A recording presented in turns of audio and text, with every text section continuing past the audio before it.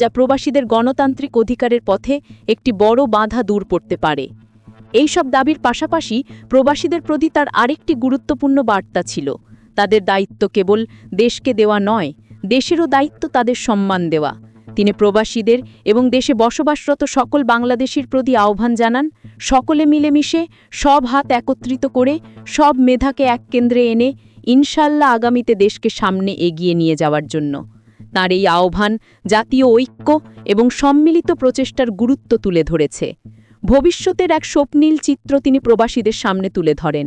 তিনি বলেন, জাতীয় সংসদসহ সরকার পরিচালনা এবং দেশ গঠনের সর্বক্ষেত্রে প্রবাসীরা প্রপোর্শনে হারেই অংশগ্রহণ করবেন এবং তাদের সেই জায়গা নিশ্চিত করা হবে ইনশাল্লাহ।